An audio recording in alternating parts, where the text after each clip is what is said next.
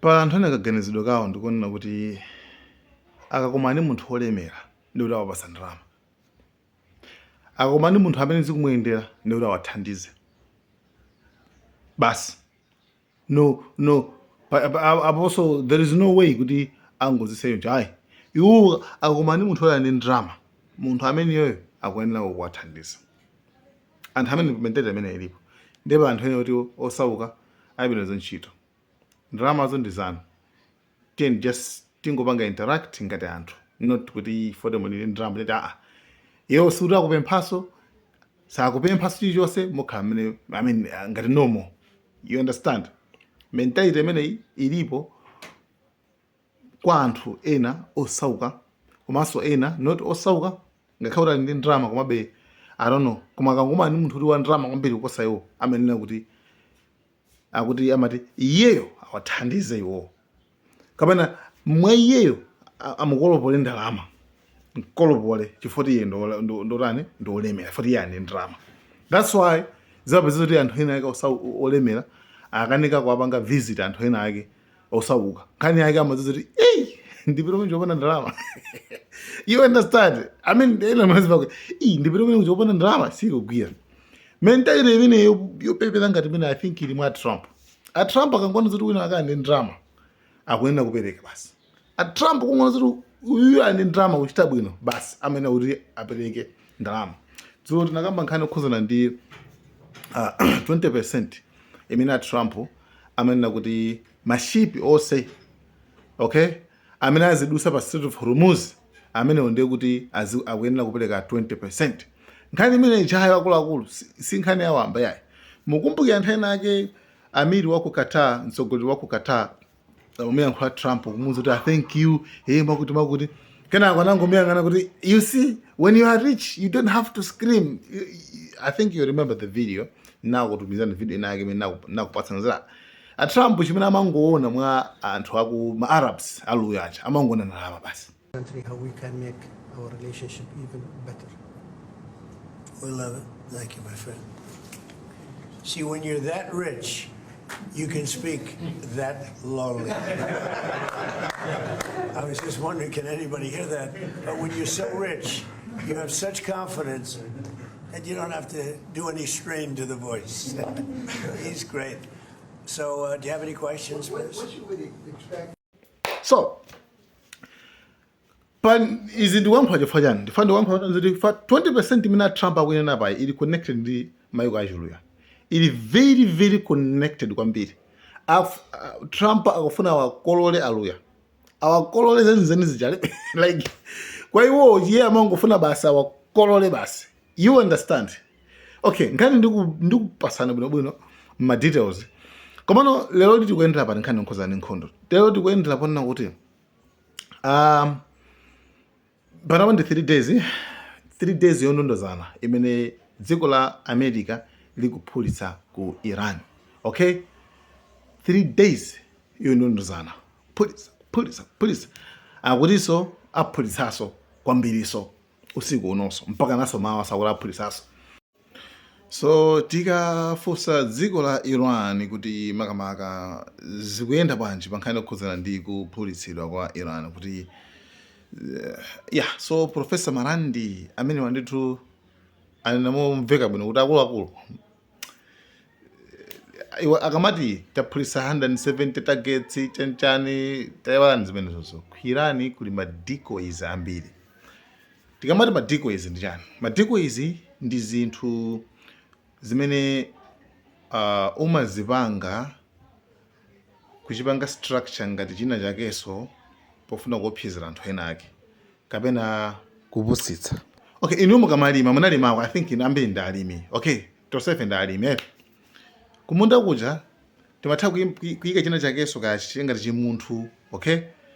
Then kuphepwe kamapanga chokha ngati chimunthu chonchi basi. Nde kuti akabwera anyani kakabwera chani zithawisa anthu. Ena amake ngati zimbalame, ena zimachani, nde zima decoys zimene zokhala ngati limene zima launchers, zindege, ma helicopter. I mean, you see information made to kwa Professor Mohammed Marandi kuti zambiri zima decoys. Zinthu zambiri za ku Iran zambiri zambiri za ku Iran zili pansi, amakumba pasipa pene pali zinthu zambiri. That's why ma Americans amaponezeka, ma Israel amaponezeka, taphulisa 70%, taphulisa mwakuti kena koso namba job kuma yeah taononga yeah, like zinthu zawo sizili pa mtunda. Iwo akudziwa sangakhala opusa kuya zinthu zawo pa mtunda, akudziwa kuti ma air defense sikwenikweni ndosakwanira, akudziwa kuti akhuza kuwaphulisa akuti zimatuluka zikafuna kugwira ntchito ndi zimakalowaso. You understand? New York Times reported that the U.S. forces struck over 170 Iranian military targets in the past 2 days. And this was reported, just came out from New York Times. And the other point is Let me at this point explain something. We shouldn't take this very literally and face value.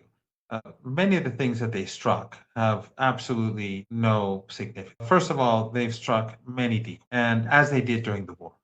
So the Iranians have decoys everywhere. Most of the things that are out there are decoys. Second of all, Iran's assets are mostly underground. They only bring them out when necessary. So most of what Iran had, when they say that they destroyed Iran's drone depots are deep underground. So there are no depots on the ground.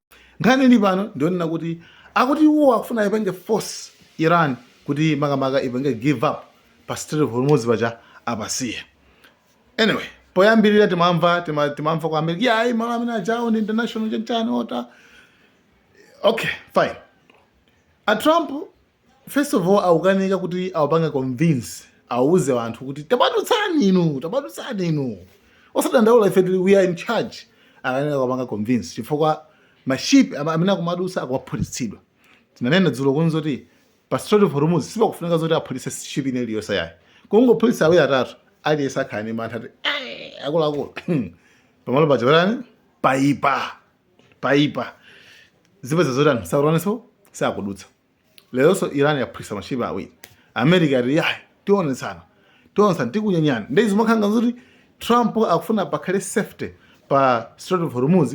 Iran isakhalenso ndi kuthekera kwene kulikonse kupanga control pa Strait of Hormuz, kenako azitololapo ndalama. Pamene yeyo mbuyo mamati panthu paja sipafunika kuti aliyese azitololapo ndalama, amati pakhale pa ulere ngati mmene panalili kalekale. Let me ask you about Hormuz, if possible. Can the U.S. and allies, can they guarantee navigation, freedom of navigation in the strait? Well, that's the law. It's an international waterway. No country is allowed to charge tolls or fees on an international waterway. That's existing international law. That's the way it is in international waterways all over the world, and that's the way we expect it'll be here. So I don't think we have anybody to convince around here in that regard.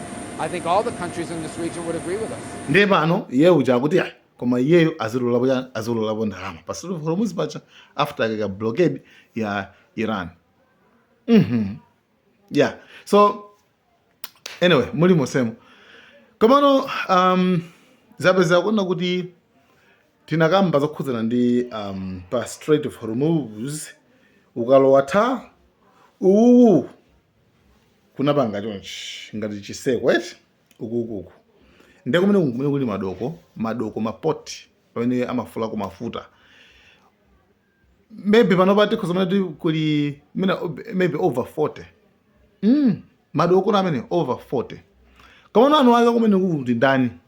Anu ake akumene kuku ndi ndani?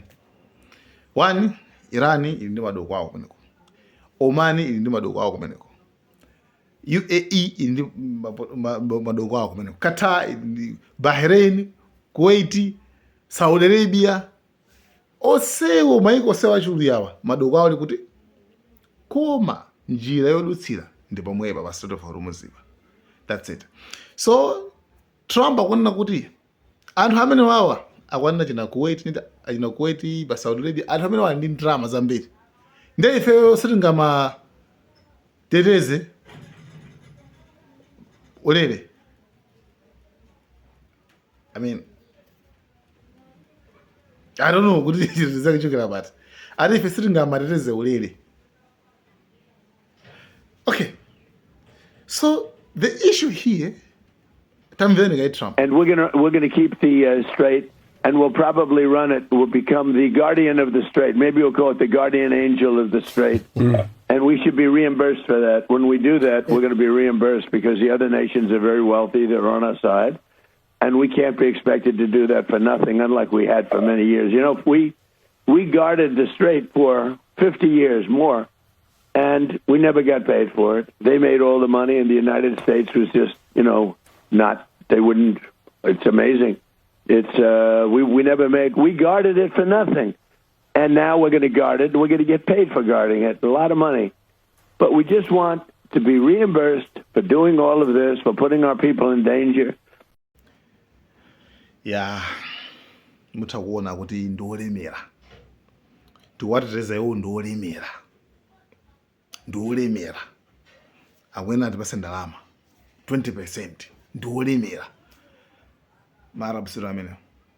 So, And we're not going to put it up. Yeah, I want to be reimbursed because we're protecting a very rich portion of the world. We're spending money. And so what we've done is we are going to be reimbursed for protection. We're protecting by the countries that we're helping. For instance, you look at the 5 countries. You have Saudi Arabia, you have UAE, you have Qatar, or Qatar as I always say, you have Qatar, Bahrain, and by the way, you have others. You have Kuwait, and you have others, and they will do very well. But we think it's appropriate that we don't need them. You know, we have more oil than any other country in the world. When you add Venezuela, which has been amazing, which has tremendous amounts of oil that we control, when you add Venezuela and everything else, we have more than 50% of the world's supply. We don't need it, but we need it from the standpoint of protecting allies, et cetera, including Israel, including Saudi Arabia, including Qatar, including UAE. We're protecting all of them, and we've done a very effective job. Do you think a deal is still possible? Do you think they'll return to that? Yeah, I think a deal is possible. Sure, I do. ndolemera. Ndolemera. Atipase ndalama iwo. Kuita kwasa kwachirosa mainaso. Koma no, okay, at Trump, to be honest, America sikuti kuteteza mashepi awawa yayi. No. Chifukwa akadusa bwinobwino pa Strait of Hormuz ngati agwirizana ndi dziko la Iran. Akadusa bwinobwino pa Strait of Hormuz. Ndekuti pamene pajapo iwo achali free. You understand? So, adusa. Ndakadusa pacha kutsogoloko kumene kuli blockade che. Ndakadusa kutsogoloko kumene amapeza ma Americans. So ma Americans aje ndakumakauza nukunuza kuti hey, simadusa ku Strait of Hormuz. Tipase ndalama. Like, how? First of all, how? Akuti adefe tikusiyana. Like, tikusiyana. Well, I think men nduchigawe ngaro mene ko. Umene nduchigawe ngaro. Ndiufe ukuthi tikusiyana kokho madusa tikusiyana. Nde blockade to ama Americans mene. Afana zilipilitsa. Anyway, dziko la Iran latiyani pankhani mene. Abbas Araghchi amene ali foreign minister wa dziko la Iran wanena kuti guys, I mean, you were right guys. Manena chilungamo kuti aliyense amene akuteteza pa Strait of Hormuz akwenera kulandira service fee. Akwenera zenda ndalama sina kuteteza kuti anthu azidusa bwino. Ndiye wanena kuti koma ifeyo a Iran tikuona zoti imene akuchenje Trump yo is too much. 20% is too much. Right? Tisiyeni ifeyo tikhala fair kwambiri. Tizitsenja kontengo omvelelera kwambiri. Potengera, I mean, ife tizitsenja kontengo omvelelera. Fa Iran singofuna ndalama zosezo yayo, ingofuna service fee. Matogera nacho sapacha, koma ingofuna service fee basi. Kochepa kenegene. Angofuna pona ngeke kuti iwako banga control basi. So America kuti hayi 20%. So 20% ndi ndalama yambiri kwambiri. So meaning ngoni zoti iwe wauda katundu wa 10 million ndoti wapatsi chani. Katundu wa 10 million iwo akwena atenge iwo akwena atenge chani akwena atenga 2 million. That's all. 20%. So guys, thank you so much. Malawian cameras.